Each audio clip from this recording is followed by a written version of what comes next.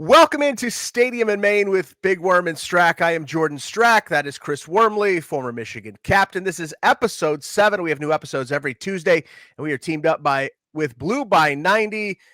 This week, a really cool week. I'm excited for this one. We've got the all-time leading passer and all-time leading touchdown thrower in Michigan history, Chad Henne, going to join us here in about 20-ish minutes. And Worm, it is rivalry week as the Wolverines get set to take on the Michigan State Spartans. Always a fun week. Yeah. I mean, obviously coming off that big win against Washington, it leads right into a rivalry game, which is awesome, which is huge. Michigan State's down a little bit this year. They have been the past couple seasons, but all that gets thrown out the window when it comes to big brother versus little brother rivalry. It's gonna be fun. I'm excited to watch it. It's a night game, so I'm gonna put the kids down early. Going to crack open a cold beer and enjoy this one. It's going to be fun. We're already tossing out little brother insults. I love it. We're a minute into the show and we're throwing it out there. I love it. All right, before we get to Sparty, let's talk about Michigan's win over Washington, 24-7.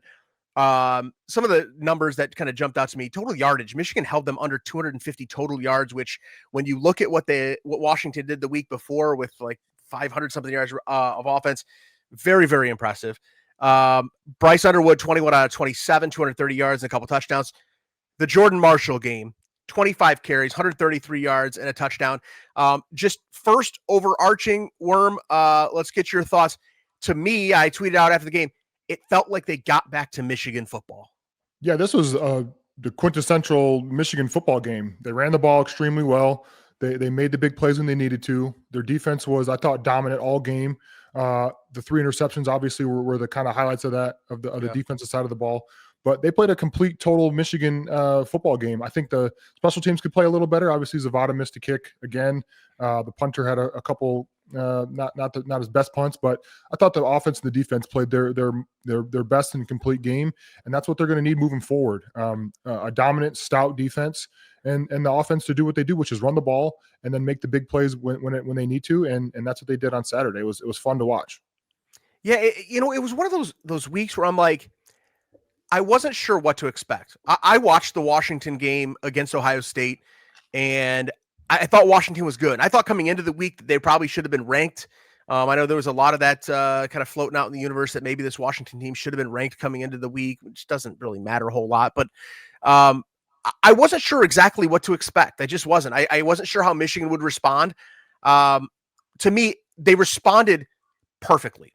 We go back to the beginning of the week, and Sharon comes out wearing the blue collar jacket, and there were some people that were dogging him on that. But that's what it felt like Michigan did. They went back to hard hat, lunch pail football. And it felt like in the fourth quarter, they kind of wore Washington down. I'll get to that, more in a little bit, but it just felt like they got back to some of the key principles, because some of the things they do. Joel Klatt mentioned it during the broadcast. That's just kind of what it was. Like it felt like good old school Michigan football, like we had seen from 21 to 24. Yeah. And I mean, when you talk about Sharon and his work shirt, and was it a little corny? Yeah. Like, okay. But like the players responded. And I think that just shows what the players think of Coach Moore is like, okay, this is our guy. We need to, support him the way he supported us. And they came out and played as a complete team, which was really fun to watch.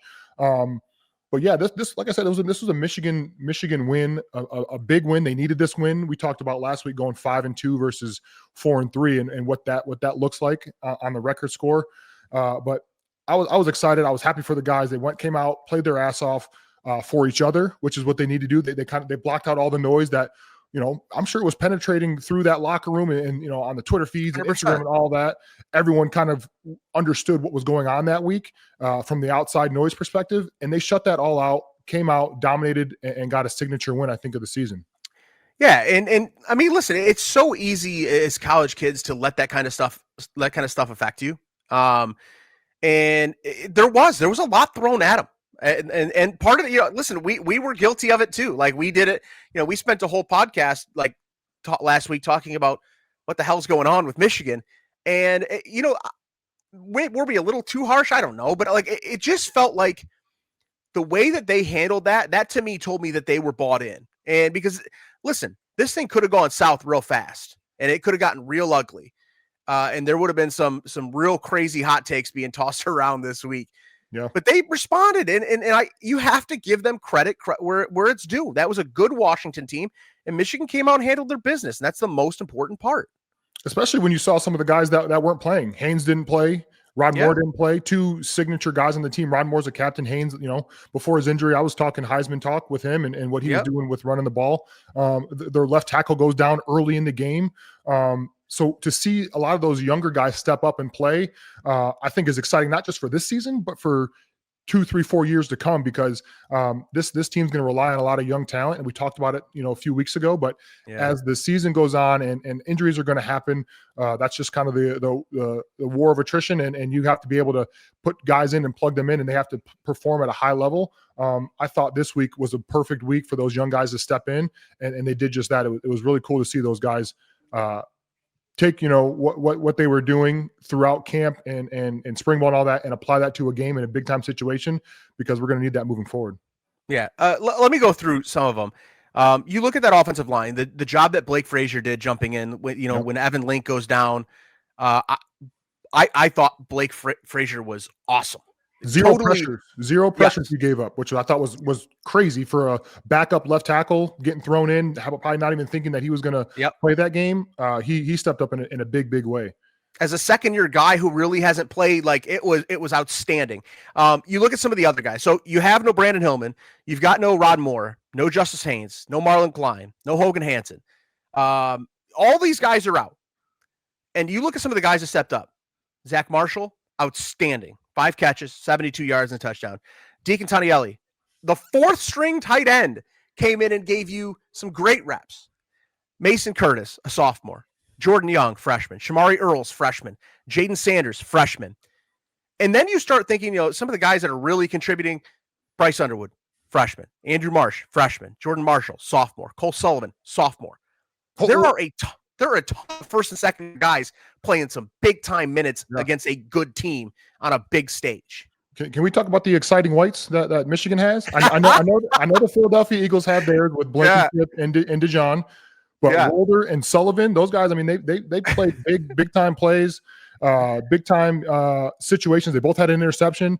So you heard it here first. Those are Michigan's exciting whites, and I'm excited for them to continue to play at a high level. But continue. The young guys, they showed up, and it was fun. Listen, you're 100% right. Those guys played outstanding football. It's really hard when you're going through a football season, because you know that inevitably there are going to be injuries. It's part of it.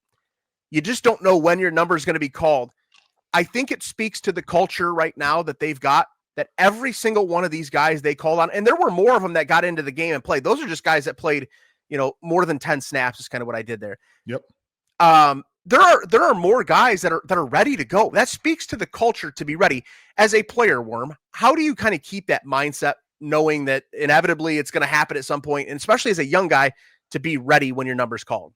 Yeah, that's definitely frustrating if you're a younger guy, and obviously if you're at Michigan, you probably started since you were a freshman in high school, and you have never really been the backup, or you play every single play, maybe on offense and defense. So I understand that the feeling of waiting for your shot, waiting for your turn. But if your number does get called, whether it's one play or 55 plays, you have to be ready to go out there and execute, because the more plays you play and the more that you are productive when those plays come, you're going to be able to get, catch the coach's attention, know that you're going to go in there and do your job, and you get more reps based off of that. It's a simple formula, but obviously when you get in there, you have to be able to perform.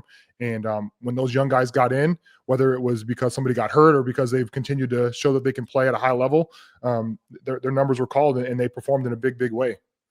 Yeah, and I want to go back to the fourth quarter. Washington had the ball in the fourth quarter for 1 minute and 41 seconds. They ran a total of 5 plays for 8 yards in the fourth quarter. When Michigan was going on the back-to-back Big Ten championship runs, that's what they did to you. Yep. In the fourth quarter, they came out and they strangled you. As Joel Klatt always says, the boa constrictor. They come out and they just wear you down. And that fourth quarter was a thing of beauty. It was perfect. You get the lead, you hold on, you're at home, and you just kill them. And I thought that was Michigan football. That's how it's got to be done. Absolutely. And when you have an offense that can run the ball, drain the clock, I mean, time of possession is everything. When you look at throughout whether it's college football, NFL, whatever, the teams that can have a higher time of possession or control the ball and have the ball in their hands more often are usually the teams that win. It's very rarely when a team loses the time of possession battle and they're on top as winners. So that fourth quarter was, like you said, a thing of beauty. It maybe wasn't the most flashiest or the most exciting, but when you can wear a team down like that, apply the pressure, defense gets off the field with turnovers and 3 and outs, and then you can put the offense right back out there. The opponent's defense gets exhausted. They're not ready to play on every snap, and they're exhausted. And that's just a culmination of 3 quarters beforehand, and then that fourth quarter, like you say, you step on their throats, the boa constrictor mentality, and you go out and you win a game. Yeah, for sure. And, one of the other things on the other side of the football offensively, we had talked about it on this show with Jake Butt last week. Where were the tight ends at USC? And maybe Marlon Klein and Hogan Hansen are more banged up than what we thought. They didn't obviously play this week. So you have guys like Marshall and Tanielli step up the way they did. The tight ends at USC had 1 catch for 5 yards combined. Against Washington, 8 catches, 110 yards, a touchdown with your third and fourth string guy. Michigan's offense needs that, especially with a young freshman quarterback. You need your tight ends to be that safety valve. And I thought they did a great job getting those guys incorporated into the game and got them going. And I thought that was a huge deal for the offense to be able to have a third and fourth tight end come in and do what they did.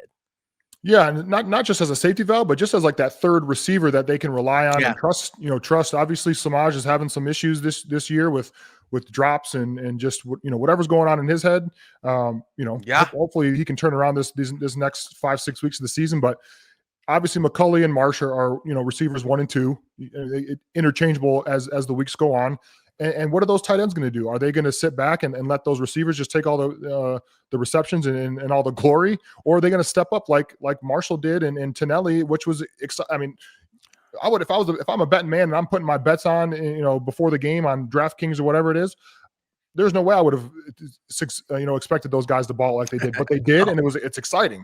I was happy for those guys to step up in the way that they did, and hopefully this is a sign for better things to come from that tight end room. Yeah. Let's talk about the Samaj Morgan thing. How do you approach that from a player standpoint when you're struggling? First, from Samaj's standpoint, when you're having issues, nobody knows it and is more frustrated, I'm sure, than he is. No doubt. How do you handle that? Knowing like that, I'm sure other guys around you're like, guys are talking and people are talking. How do you handle that? I mean, you got to have a conversation with yourself, and I'm sure he has, and I'm sure he's had conversations with his coach, Coach Bellamy and maybe Coach Moore. But you got to go back to what got you to Michigan and what got you to, being a starting receiver at the University of Michigan. And that's maybe an extra 15 minutes on the jugs after practice. Maybe talking with the sports psychologist on campus, because it's not like there's something always, mentally going wrong, but just to have a conversation and to be able to get your feelings out on paper or whatever it is. But there's something that needs to change, and not because I think that Samaj is a bad person or he's a bad football player. It's just that I want to see him succeed. I want to see him get back to the that 23 season when he had some really big moments for that team. And I know that as these weeks go on, they're still going to rely on him to catch punts and be a punt returner, but also be a receiver, be that slot receiver that Michigan is desperately looking for, because those drop passes obviously are unacceptable, and he's probably going to be the first one to tell you that. But as a fan sitting back and as a former player at Michigan, I know that there are guys in that not only that locker room but that building and on campus that want to see him succeed, and I think that if he continues to just put in the work. Obviously, you have to produce on the field, but put in the work, get the help around you, talk to some players, talk to coaches, because it's a long season and they're going to need him to step up in big moments. So I know there was like this big debate about, and people are talking about, Bryce Underwood needs to learn how to throw a change up a little bit. I've watched that fourth down play 10, 15 times. I don't think that was the case on that play. It didn't feel like it was a case where Bryce threw the ball too hard or whatever. I think Samaj just dropped it. And sometimes, listen, I mean, these are 18 to 22-year-old kids. Like, I know I was frustrated right after and everything. Sometimes you just drop it. I didn't think that was a case where Bryce was, throwing the fastball 100 miles an hour and he has to put some touch on it. That just felt like he got the ball on him. What you want to do in that situation, get it on him and let him get upfield, make a play. Did you think he threw it too hard? You were in the stadium. No, I mean, I think you just catch it. Like, just catch the ball, get upfield, get the 2 yards, and sometimes it's just as simple as that. There's no like recipe or scheme or anything. That it's at the end of the day, your job as a receiver, as a pass catcher on the offense, is to catch the ball. And when you don't do it on a regular basis, it's frustrating as a fan, but also as a teammate. But no one's probably more frustrated than he is. And I'm excited for the day where we get on this pod and we talk good things about Samaj, because I know he's the type. I know he's excited to continue to ascend and be the player that we all know that he can be.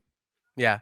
I didn't have this on our rundown, but I want to bring this up now because we're talking about the fourth down plays. So, and the struggle with Dominic Zavada. So I think you're in an interesting spot right now if you're Michigan.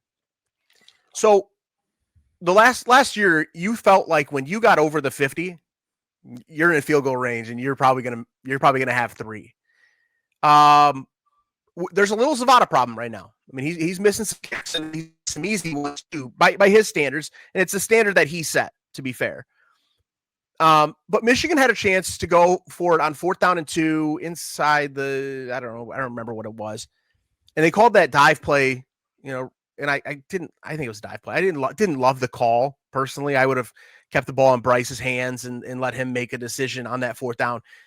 Is Sharon in a spot now where he's going to have to start going for 4th downs, maybe in situations where he wouldn't want to because of the struggles with Dominic Zavada right now?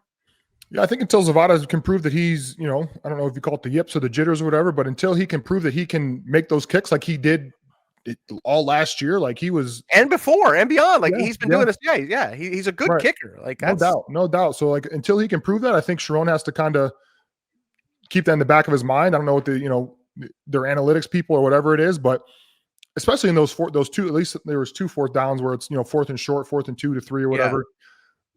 You can say all the X's and O's and just catch the ball, Samaj, and all that. But like for me, like I'm keeping the ball in Underwood's hand.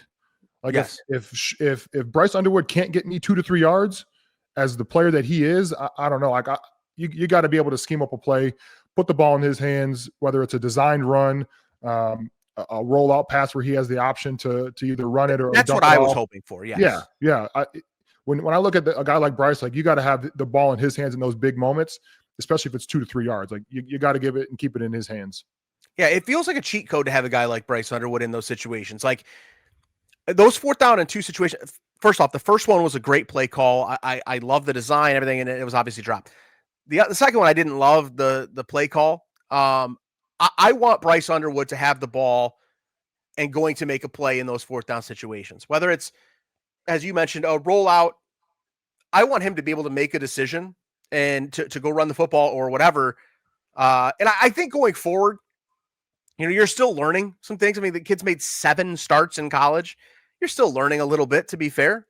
So I think there's going to be moments for him, for sure. That's a thing on 4th down that to look forward to going forward. All right, so it is rivalry week and it's Michigan State week. You and I are both Ohio guys. We're both born in Toledo, born and raised in Toledo. Yep. So I think for you and I probably, and maybe I don't know, because we are both Ohio guys, maybe the Ohio State rivalry means a little bit more than the Michigan State rivalry. When you got to Michigan, did you kind of have a sense of one being more important than the other as a player? I think just from being from Toledo and the Ohio State versus Michigan game was always one of the I think it's the biggest rivalry in all of sport, not just college football.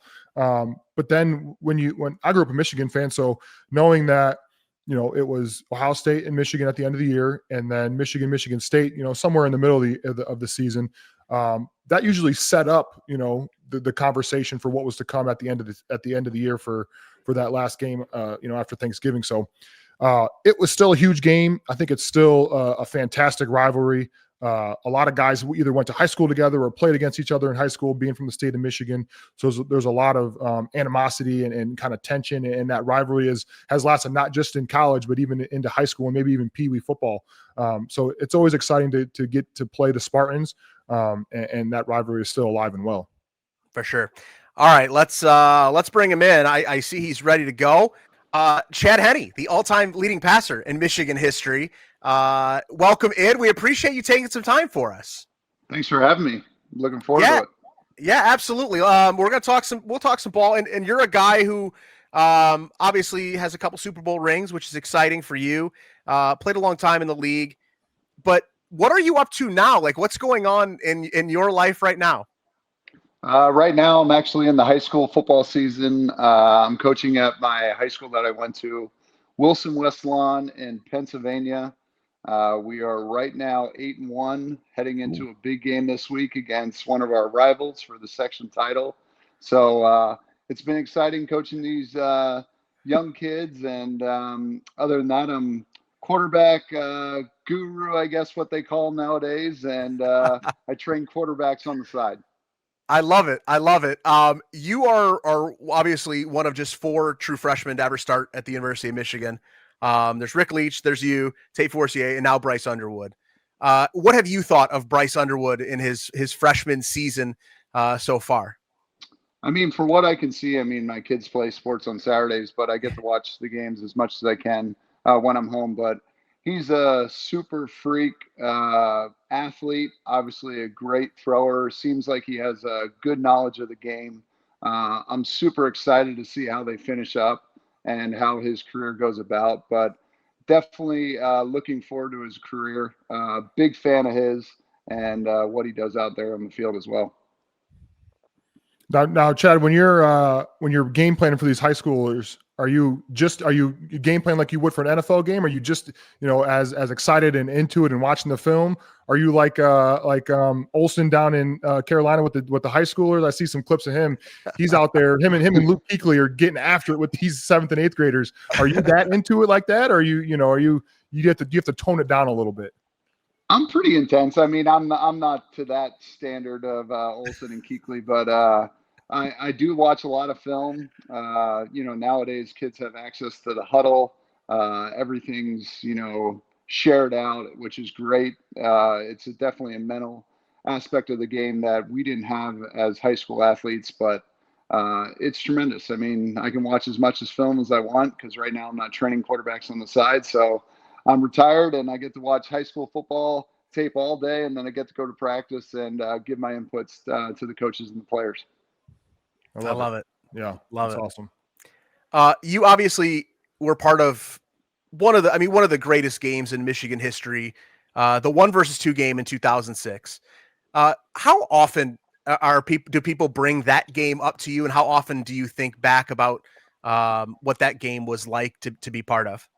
Yeah, I mean, it's definitely brought up. Obviously, every year the big game comes up at the end of the season, and it brings back a lot of memories. Obviously, memories that you wish you had back. Going 0-4 against Ohio State isn't something that you want to put on your resume, but at the same time, that game was special, and obviously the 1-2, but obviously Bo Schembechler and his last speech to the team, and obviously we wanted to play for him.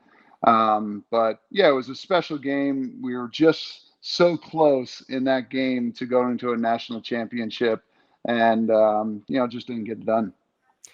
Nowadays, you guys probably would have had another shot at the Buckeyes because of the college football playoff. Would you have wanted to play against those guys one more time? Absolutely, and I think we all petitioned too, because at the end of that game, we were still 1-2 in the country until Florida jumped us, and nobody, I guess, wanted to see the rematch, and Florida jumped us. But absolutely, I think we go into that game. I mean, both sides, tremendous talent on both sides.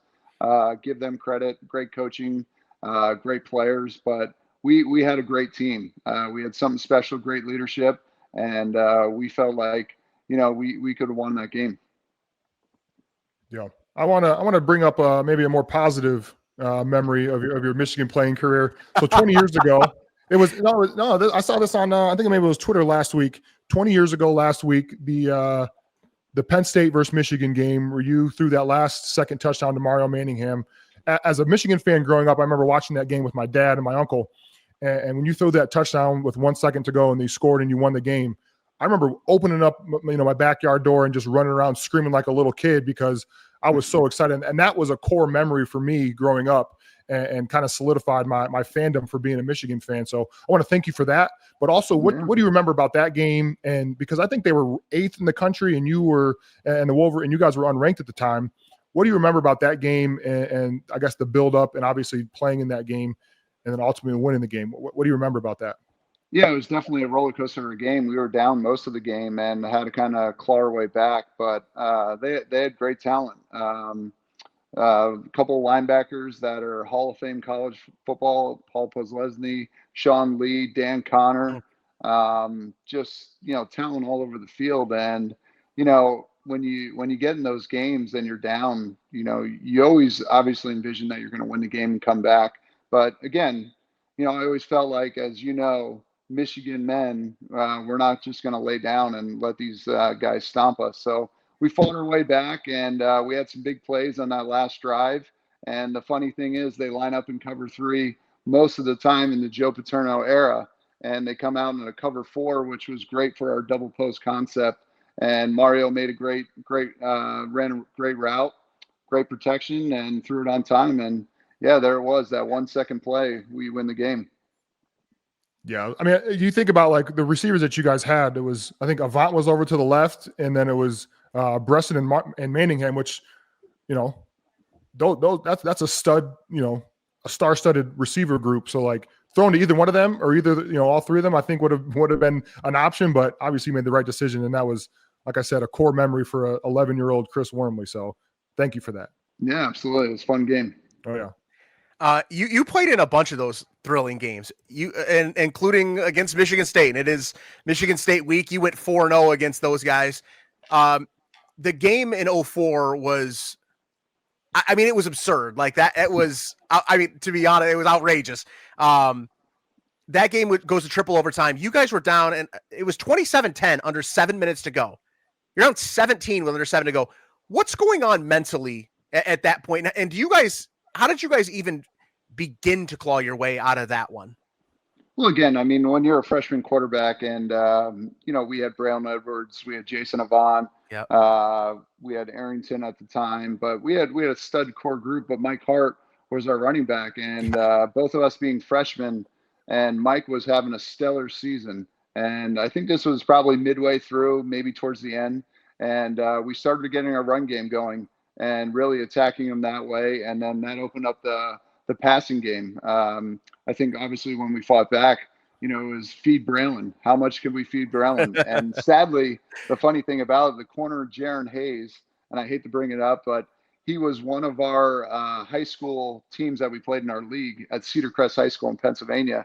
And he was a 1,000-yard rusher the year before for Michigan State. They moved him in the corner that year. And that was the kid that we were picking on all the time with Braylon. And I remember after the game, I was like, great job. But I was like, why the hell aren't they staying you at running back? And now they put you at corners. Like, I don't know. I'm just trying to do my job. But yeah, Braylon obviously was a big part of that at the end. Not a hard target to miss. Big body, fast, strong, and really just let the ball up and let him make the plays. It was crazy the way that you got, and everything kind of had to go right in that game. You and I literally were born on the exact same day. You were July 2nd, 1985, right? Yep. Greatest day in American history. Absolutely. We were both born on the same day. So you and I were going through college at the exact same time. I was at BGSU. I remember exactly where I was like when that happened. But it was everything had to go right. You had to get an onside kick. You had to get a couple stops. And then it just felt like everything that had to fall in place fell in place perfectly. What was it like on the sideline while all of that is going on? Oh, it's obviously chaotic and exciting at the same time, but obviously you got to do a job out there. Even though you get those opportunities, you still have to execute and, hammer it down. And we did. We found a way to win. And I think that whole season was kind of about that, like just finding a way to win. Nobody gave us any ranking in the beginning with a freshman quarterback coming in. And like I said, we had some really, really good players on that team and go to a Rose Bowl and then play Texas at the end. I'm going to ask you about being a freshman starter. Everybody was talking about Matt Gutierrez that year and all those things. When did you realize, and what were those conversations like leading up to the point where you became the starter? I mean, I got there right after I graduated. I didn't graduate early, so I got there beginning of June. But at the same time, I was up there for spring practice, learning the system. Yeah. Scott Leffler was our quarterback coach, and he's such a great teacher. He taught me a lot about football, a lot about being a man, and I give a lot of credit to him. And he just kept pushing me and pushing me. I would get my opportunities, and the biggest thing is Tom Brady says it all the time. You get 2 reps, you get 4 reps. What are you going to do with those reps? And I studied so much that when I got my opportunity, I would just make those plays. And I think they consistently saw me make those plays in training camp and said, hey, maybe we do have an opportunity here. And, Lloyd Carr on that Thursday, right before we played Miami, Ohio, comes in and says, we're going to name you the starter. And I mean, I was ecstatic. Coach Carr was saying, are you scared? Because if you are, we can start Matt or somebody else. And I was like, no, Coach, I'm ready. I'm a competitor at heart, and let's get this thing rolling. Yeah, I think I want to transition a little bit to your NFL career now. 15 years, which is amazing. And obviously, the average is 3.3 or whatever the average is. But you managed to play 15 years in the NFL. You've been in different teams and different organizations. What's your take on what makes a great culture versus just a good culture versus a bad culture? Because I feel like you've been in 3 different types of situations, maybe more, but talk about what makes a great locker room and a great culture for a successful NFL team. Well, I think it starts with one voice, and usually that's your head coach. And if he is a man of, getting the team together and he has everybody's accountability, that one voice travels. And Coach Reid had that in Kansas City. Whatever Coach Reid said went. And the owner backed them, the GM backed them, all the personnel guys backed them, and the players obviously backed them. So the one voice obviously is big, and what I've learned that makes things go. And you have to have players that obviously buy into that one voice. And if you can have leadership that travels what the coach is saying throughout the locker room, it makes your team so much more successful. And we had great leaders, obviously Travis Kelce at the time and Patrick Mahomes coming up, but he was a great leader from day one, even being a young guy. And it was the same thing. Whatever Coach Reid said, we reiterated as players, and that's what made us great. All right, what's Mahomes like behind the scenes? Like, kind of give us an idea. What is he actually like? I mean, he's fun to hang out with. We had some great times. The one thing about it, obviously, you see all the attributes on the field. You can throw behind his back, you can throw left-handed, but it's his study habits and his discipline. He goes through his routine every week the same way. He takes tremendous notes. He watches a ton of film, and he's just willing to learn. Sometimes when you get to that pedestal and you become really, really good, you kind of lose those habits. He never left those habits. He kind of just stayed into it, kept his mind to it. And, obviously when we have our downtime, we have our downtime. But when we were in that building, it was all work. And that's really what made him great. As a Buffalo Bills fan, you've ripped out my heart a few times, which is unfortunate and not appreciated, but I can appreciate greatness. I lost to Chad in the playoffs in did you really? 2021. I think we played the Steelers and Chiefs. Yep. And they whooped up on us. Yeah, they've ripped out a lot. They've ripped out a lot of hearts of a lot of football fans over there. I don't care about fans. I'm talking about me personally. Like that's my job, my livelihood. Like. Do you want to apologize to him now, Chad, or no? Absolutely not. No, I wouldn't take it. I wouldn't take the apology. No way. Hell no. I love it. Talk about being a backup quarterback in the NFL. And then having to jump in the moments that you jumped in, twice in the playoffs, where you etched your name in Kansas City Chiefs history, and they are going to love you literally forever in that town. How do you get that mindset to stay ready and come in and not only play in those huge moments, but you delivered in the playoffs twice for those guys? Well, I think all the adversity that I faced throughout my career, whether it's college, high school, pros, really kind of pushes you forward. And I think, you know, however my career started or ended up, it was always that I wanted more. Whether I was doing good in a game or I was not playing so well, I felt like it was on me. I never made excuses. I always just took it upon myself. How can I make myself better to help this team win? And I always took that even when I became a backup, Jacksonville, later in my career, and then obviously Kansas City, I prepared as a starter. And I never took a back seat. There's guys that, you know, become backups and, you know, they let things slide. They don't work. They don't prepare. And then when they do get their opportunity, they wonder why they screw up or, you know, don't play to their potential. And I think I always took it as a mindset that, hey, I'm going to prepare like I'm a starter. So when my opportunity is called, I don't have excuses for myself.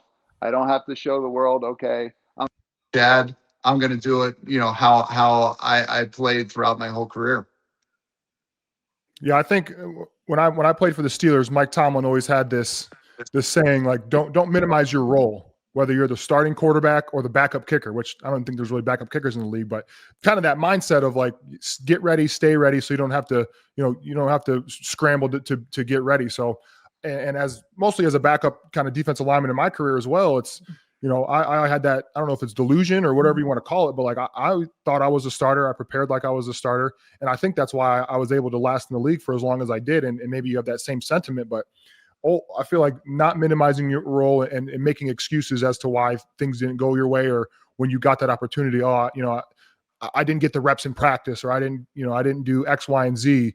I think that says a lot about not only the player you were, but the man you are, because a lot of guys, like you said, just cash it in and just collect the checks as the backup. And I'm the backup anyways. Like, I'm supposed to lose this game. So that's I think a brilliant mindset to have, not just in football, but life in general, which I think is really cool.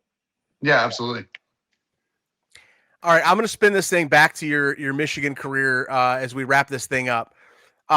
So you brought up Scott Loeffler earlier.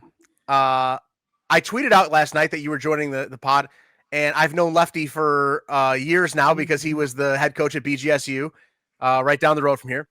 And he texted me last night, and he said, "Chad's the toughest son of a bitch I've ever seen." He was talking about your 2007 year, and I don't know how much you'll get into, but I'm hoping you will. The 2007 season at Michigan. How much of a roller coaster was that for you injury-wise? Obviously, everybody knows what happened at the beginning of the year, but you had to battle a ton that year. Can you describe what that 2007 season was like for you physically? Yeah, I mean, obviously, we all remember the Appalachian State game, and, took them lightly. And, they beat us fair and square, and there was no excuses about it. We looked ahead of them. And then you go into Oregon, okay, you got a powerhouse coming in, but we still feel we're a really good football team. Dennis Dixon, you had Stewart at running back. I mean, these guys were studs. And I don't know if it was the second quarter or third, whatever it was, I tear my PCL. And I think it's like a grade 2 or grade 3. So it doesn't feel doesn't feel great. Never really had a major injury in my knees. I had left shoulder problems, my non-dominant arm, but, always battled through injuries. So I'm like, all right, well, how long is this going to last? They're like, I don't know, maybe 3-4 weeks. We don't know. Let's just get some rehab and see how it goes. So obviously I stuck my head down, just like, playing. And my preparation was, how can I get back on the field as fast as possible? And I remember going into Northwestern. Ryan Mallett was a freshman, and he won us some games. He won Penn State and Notre Dame, some big games for us, and did really, really good job.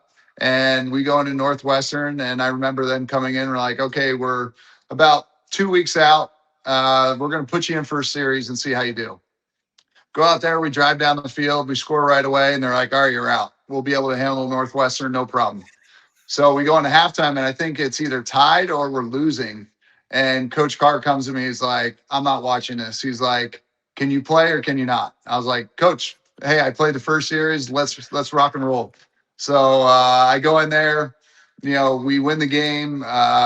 Feel pretty good. So then I played the next week, and I don't know if it was a week or two after, we play Illinois at 8:00 at night, and I separate my throwing shoulder. So now I'm really worried.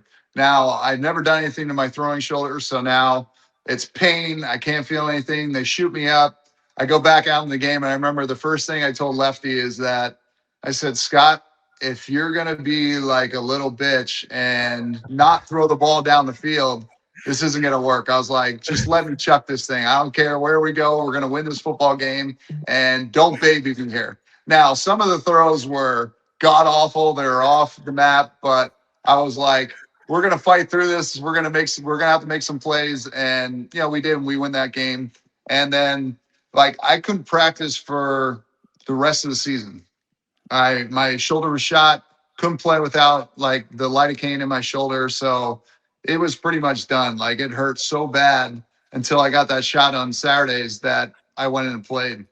So I go through the season, we get to Wisconsin, and now if we beat Wisconsin, we are actually Big Ten champions. We don't even have to beat Ohio State. We win that game, we're fine. Go in, get my normal shot. I come out to warm up, and I'm like, I don't know, something doesn't feel right in my arm. I feel like I have a hitch in my throw. Just something's off. So I got to the first play, get under center. I throw a smoke route out to the right. My parents were in the first, literally the first row of the stadium. I think I airmailed it into the stands, and I was like, what the hell was that? Next play, get a handoff, get it under center, go try to give the ball to Mike Hart. My arm just drops. Now it's numb, so they hit my nerve. So, of course, then I'm like, all right, it's all right. We'll iron this out. Third down, I throw a freaking pick, way over the receiver's head, goes right to the safety. I come to the sideline, I go, Coach, my arm, I can't feel it. I have no, there's nothing I can do right now. So they take me out. We lose the game. And then we go into Ohio State. And obviously I'm 0-3. Our team's 0-3 at the time as, juniors and seniors going into this game. And I was like, no way in hell are you going to take me out of this game. So go into it, even though I hurt our team in that game, but I was like, you're not taking me out. I couldn't hit, 5-yard passes because my arm hurt so much. I went in the locker room, I think 2 or 3 times and kept getting it shot up. And I was just, saying, don't take me out of the game. If this is the last game I ever play as, a college football player or my career, I'm going to go out with a bang. And, I look back on it, and obviously it was stupid because I did hurt the team, and maybe somebody else could go in there because Ohio State, they were good, but they were definitely beatable that year. Beatable, yeah. It was 14. You guys lost 14-3 that year. And as Lefty and I have talked about that season before, but he reminded me last night, and he said it was just a 1 in a million thing. The Wisconsin game specifically, just right. 1 in a million. They had hit a nerve, and I mean, that is just the most unbelievable roller coaster of a season for you. Obviously, the App State game, and then the Oregon, and then the injuries and all that stuff.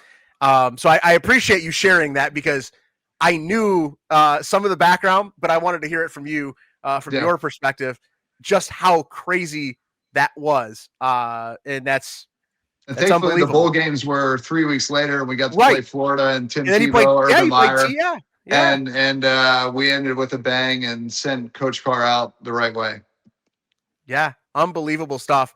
What would it have taken to pull you off of the field against Ohio State, knowing kind of everything that was on the line for you? Nothing. I feel like I was going to be like Byron Leftwich, and you're going to carry me down the field, broken leg, broken ankle and all, and just, hey, I'm just going to stand out here and do whatever you got to do. As a player, though, I would respect that. As my teammate, oh yes, this guy's out here trying to do any and everything to win this game. He's trying to be here with us. He's doing, like I said, everything because you're trying to win, trying to leave a legacy, trying to beat Ohio State. That would mean something to me as one of your teammates. So I got a lot of respect for that too.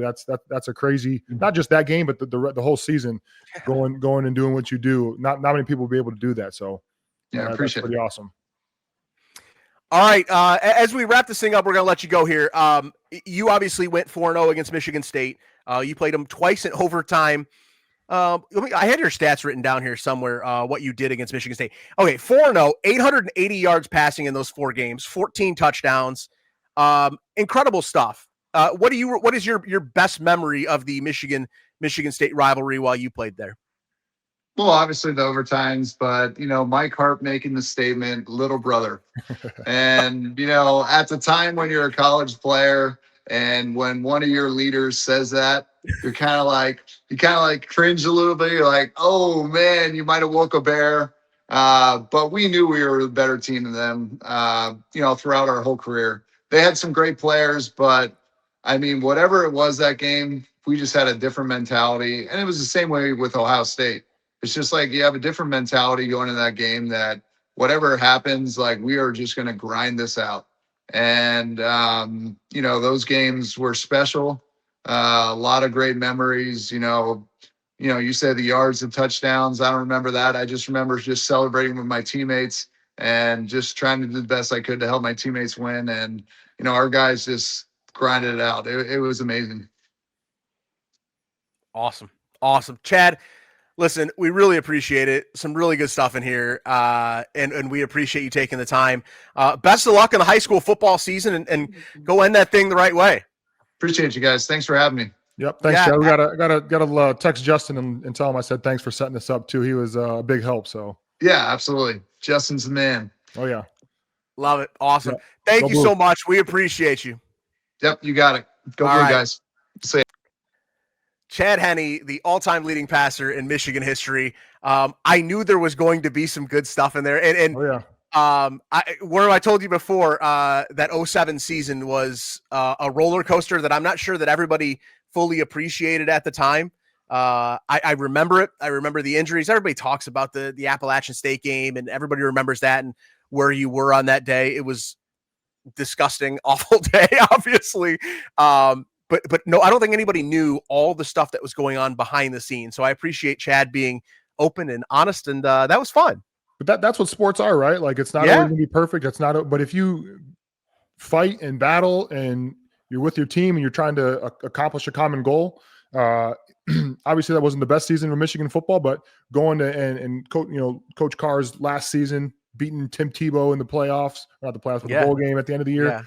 That I remember that. I'm like, oh, like this team like wasn't 8-4 or whatever, and they go and they shock the world like that. That's another, like I talk about core memory, but like as a Michigan fan growing up, that was cool to see a team kind of bounce back and have somewhat of a redemption at the end of the year, which is always a good story.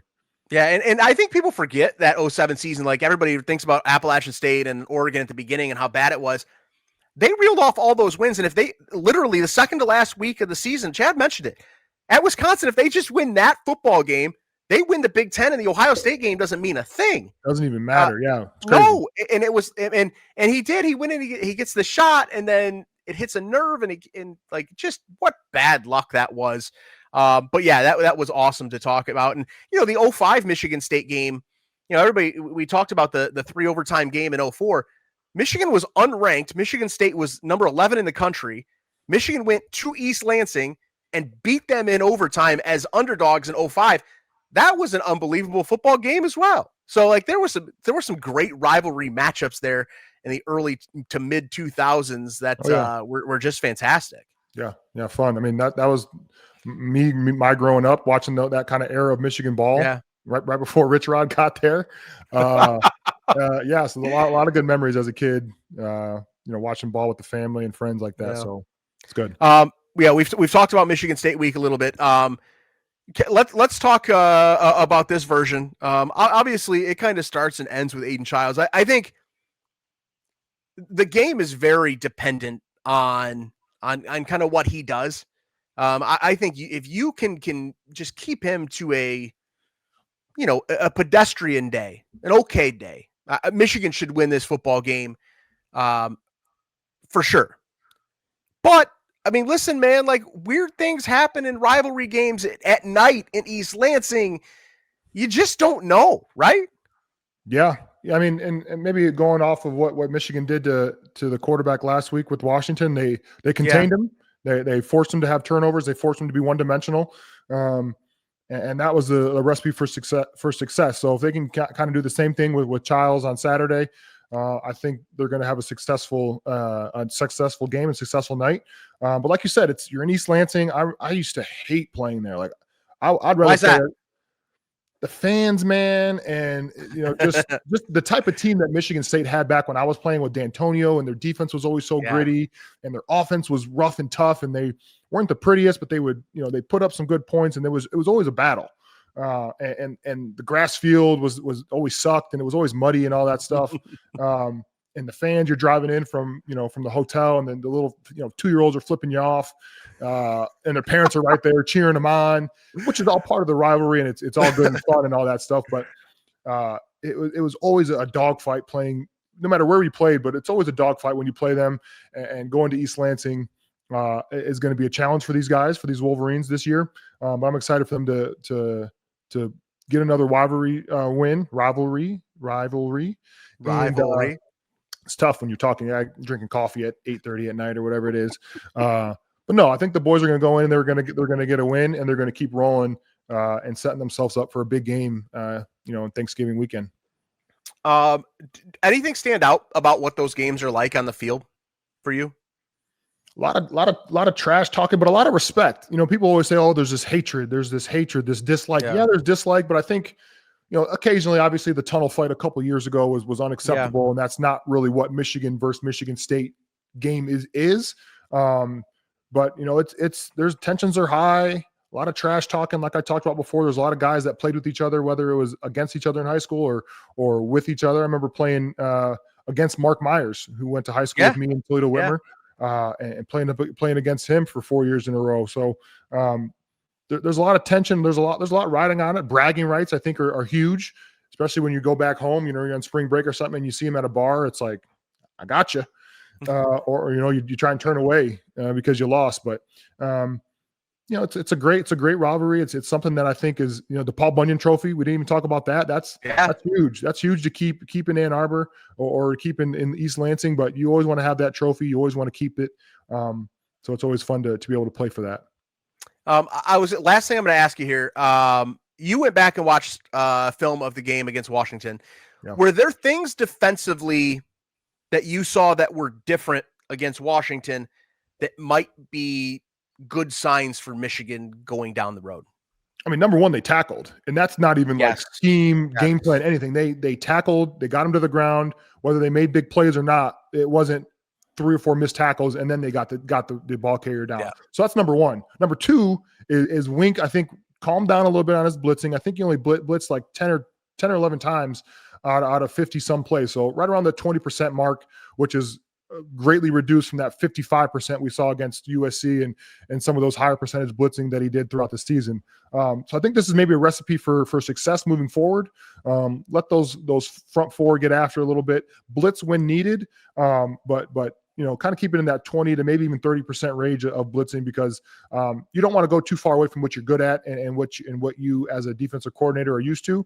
And Wink is used to blitzing. But I thought the guys tackled their asses off. They played a lot more sound. They stopped the run, and they forced the quarterback to throw turnovers, which is what you want as a defensive, either defensive lineman or just defense in general. All right, you want to throw out predictions for the game against Michigan State? Yeah, I think it'll be close the first quarter or two, like we saw against Washington. But as we saw in that Washington game, they warm out. So I'm gonna say Michigan 31, Michigan State 17. Oh my God! I swear I was gonna say 31-17. That's not good. That's not good. I'll let you copy me. No, I as you were saying that, I was like, oh God, he's gonna say 17, isn't he? Man, oh man. All right, I'll change it up then. I do think it's going to be a dogfight. I think Michigan's going to have to really dig down deep in the second half. It's not going to be like we saw in primetime a couple of years ago up there where, JJ went up there and they blew them out. That's not going to happen. That's not what this is going to be. And I do think Michigan State's going to play their best game of the year. I don't think we've seen it yet, but I think they're going to play their best game of the year.